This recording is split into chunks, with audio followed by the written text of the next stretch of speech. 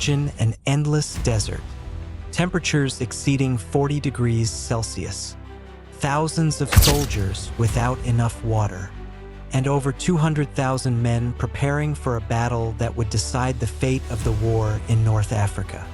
Here, at El Alamein, the conflict between Rommel and Montgomery wasn't just a military confrontation.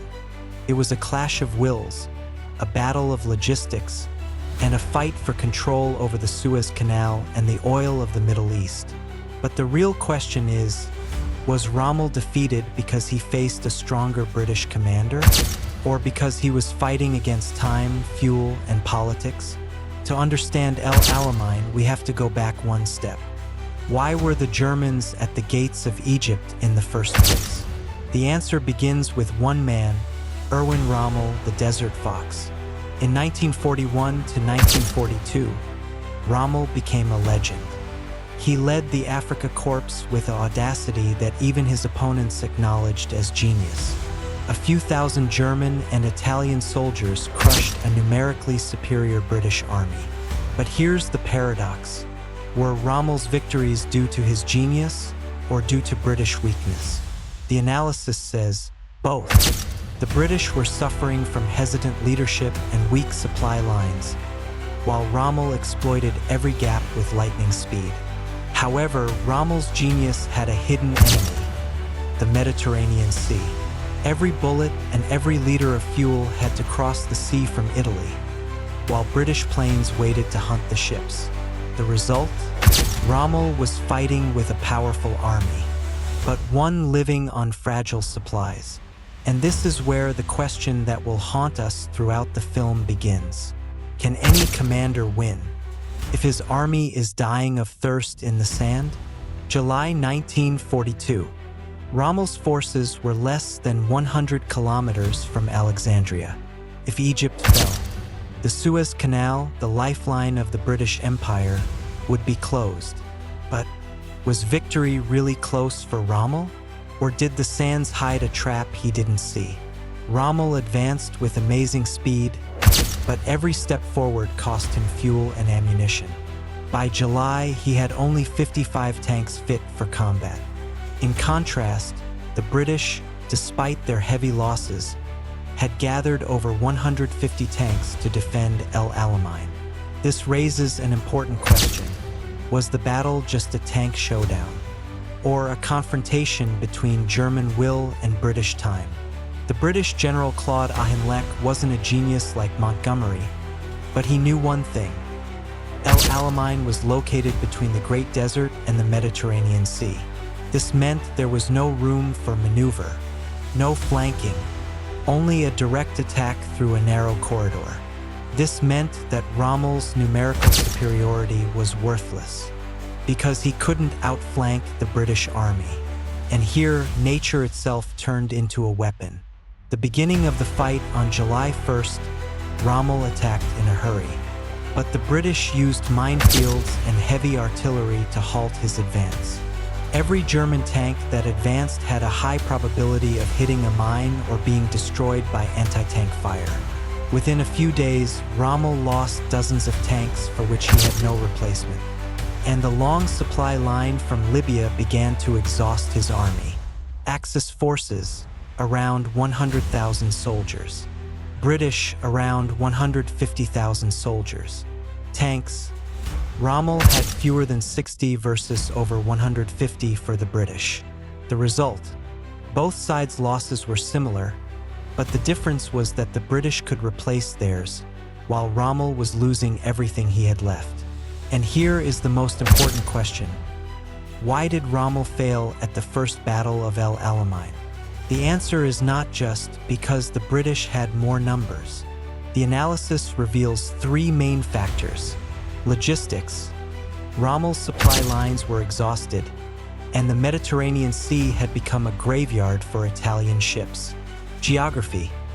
El Alamein's narrow location didn't allow him to use his favorite flanking tactics.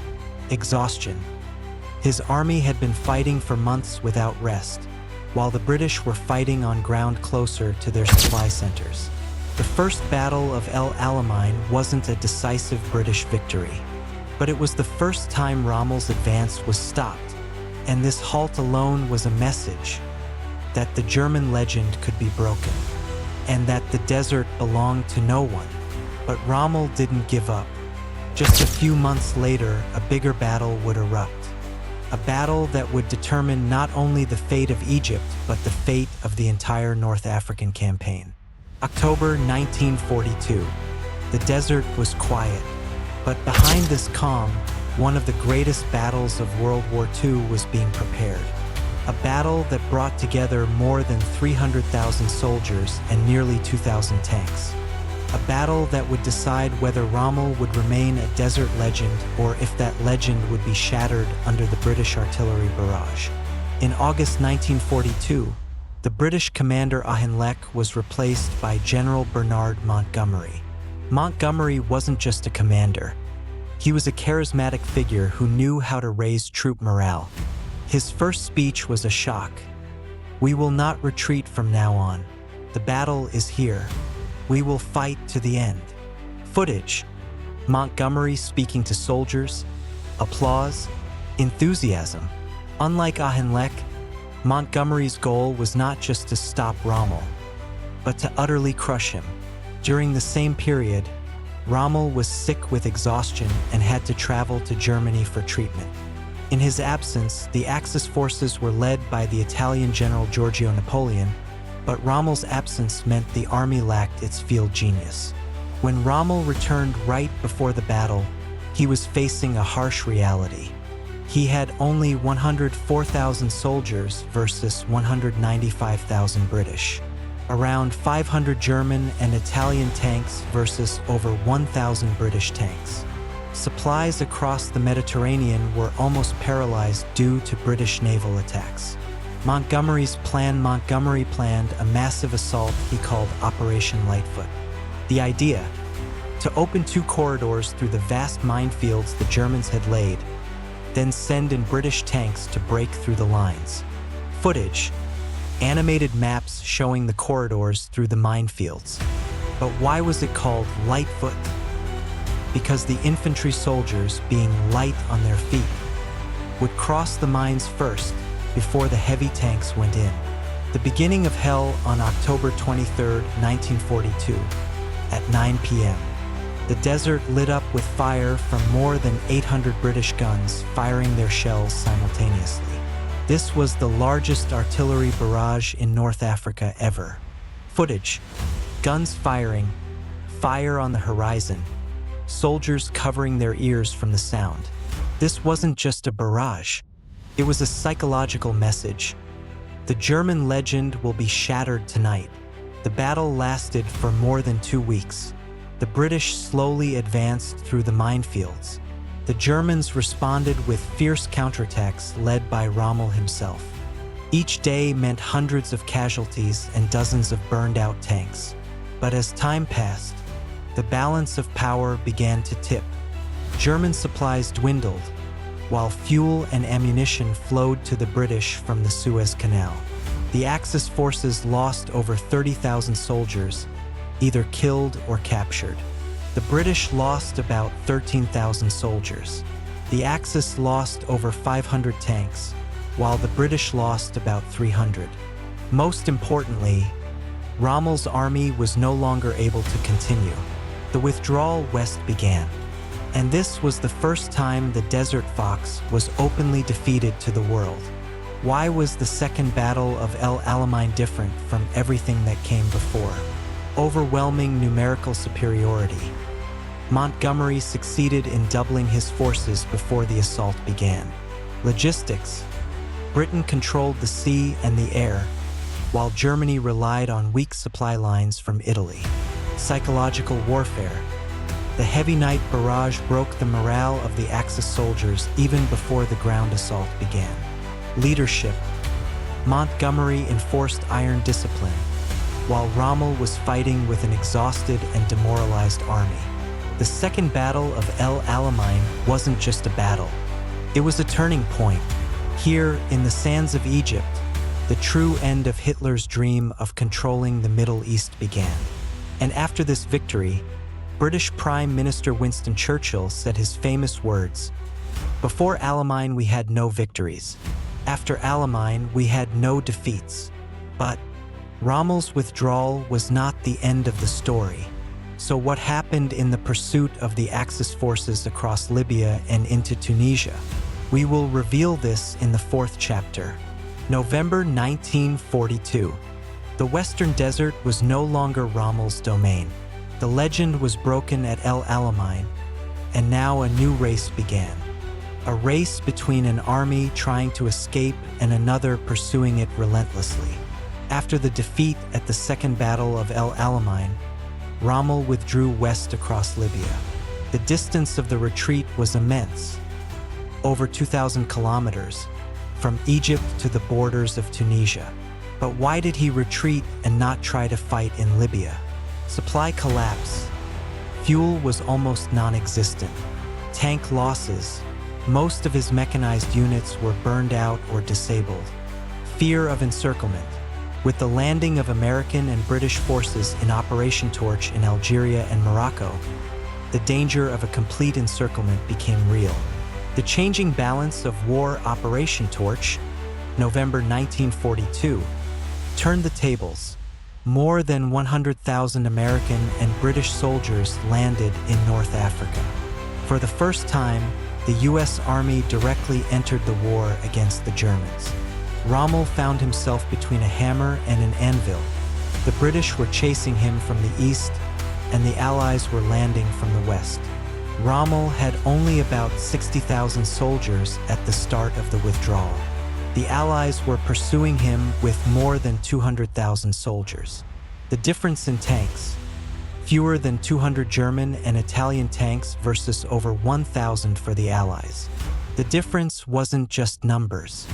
It was a matter of life and death for the German army in Africa. Despite the continuous retreat, Rommel showed skill in slowing the British advance. He set up ambushes. He used the tactic of organized retreat. He turned every valley or high ground into a temporary defensive line. But the truth was clear. Rommel was no longer fighting to win. He was fighting to delay the inevitable end. In Tunisia, Rommel finally received new German reinforcements led by General von Arnim. But instead of the German commanders uniting, a conflict broke out between Rommel and Arnim. Rommel saw the necessity of retreating to save the soldiers. Arnim, driven by Hitler's orders, wanted to stand and fight to the last man. This division made the German army fragile at the critical moment. Why did Rommel fail to turn the tables despite his experience? Numbers and equipment.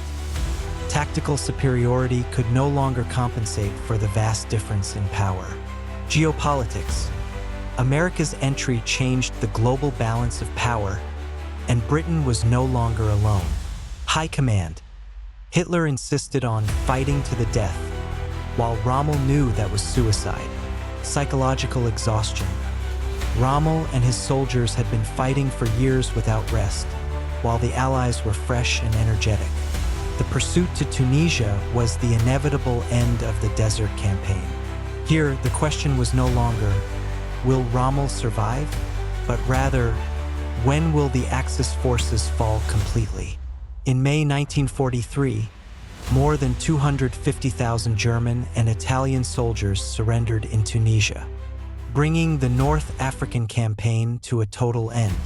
But Rommel's story was not over yet. The man called the Desert Fox would reappear in Europe on a new front, where he would face the greatest naval invasion in history, the invasion of Normandy. The Battle of El Alamein was not just a military confrontation in a barren desert.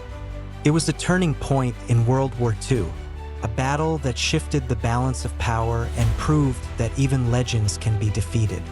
The military impact: the breaking of Rommel's legend. The man who had confounded the British for 2 full years was defeated decisively for the first time. The end of Hitler's dream in the Middle East. This is where the idea of controlling the Suez Canal and the oil fields in Iraq and the Gulf collapsed. A shift in the African war balance. After El Alamein, The Germans were no longer on the offensive, but entered a series of retreats that ended in Tunisia. The political impact: Britain regained its confidence after years of defeats. The United States entered North Africa with full force, announcing the start of the strong three-way alliance against Germany. Churchill said his famous words, "This is not the end. It is not even the beginning of the end, but it is perhaps the end of the beginning." Lessons in strategy logistics are more important than tactics. Rommel was a genius in the field, but without fuel and ammunition, his expertise was useless. Geography shapes the battle. The narrow corridor of El Alamein turned the Germans' tactical advantage of maneuverability into a burden. Psychological warfare is a real force. The heavy British bombardment was not just military. It broke the morale of the Axis soldiers.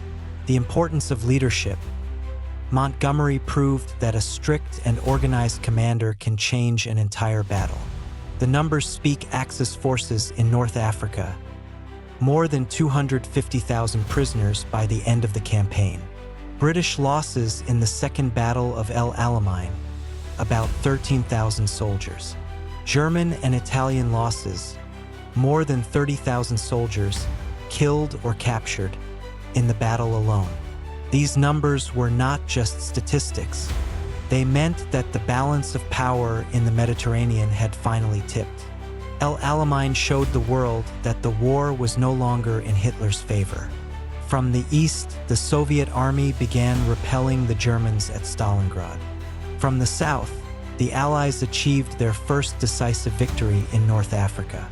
From the west, America began to enter the war with force. This is how El Alamein turned into a symbol that victory over Germany was possible, and that the long war was beginning to take a new direction. Today, if you stand in the desert of El Alamein, you will see long rows of graves. Graves for soldiers from Germany, Britain, Italy, Australia, and New Zealand, all buried in the same sand, far from their homelands. El Alamein was not just a battle. It was a lesson for humanity. That war, no matter what heroes and legends it creates, ultimately leaves the same mark. Silent cemeteries in a desert that knows nothing but the wind.